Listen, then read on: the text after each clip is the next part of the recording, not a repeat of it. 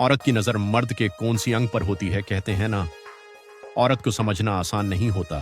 वो मुस्कुराए तो भी कुछ कह जाती है और खामोश रहे तो भी बहुत कुछ बोल जाती है। पर आज एक बात साफ करनी जरूरी है।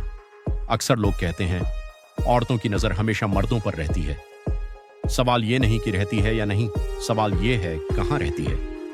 कई लोग सोचते हैं कि औरत किसी पुरुष के चेहरे, कद या कपड़ों पर ध्यान देती है, पर सच्चाई इससे बहुत गहरी है।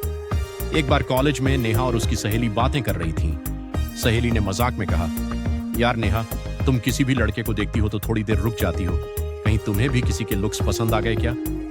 नेहा मुस्कुराई, बोली, नहीं रे, मैं लुक्स नहीं देखती, मैं दो चीजें देखती हूँ। दो चीजें?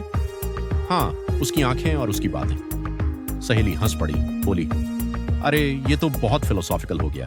नेहा बोली, नहीं, सच्चाई है, आंखें इंसान का आईना होती हैं। उनमें से झांक कर मैं देख लेती हूँ कि उसकी नीयत कैसी है।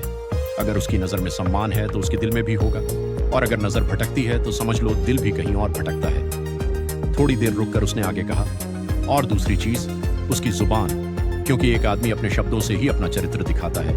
अगर वो सबके साथ सम्मान से बात करता है तो वो औरत की इज्जत करना चाहता है। पर अगर उसके शब्दों में तो तुम कह रही हो कि औरत की नजर हमेशा इन दो अंगों पर रहती है। नेहा ने मुस्कुरा कर कहा, हाँ, औरत की नजर हमेशा पुरुष की आंखों और जुबान पर रहती है, क्योंकि वहीं से उसका दिल और सोच छलकती है।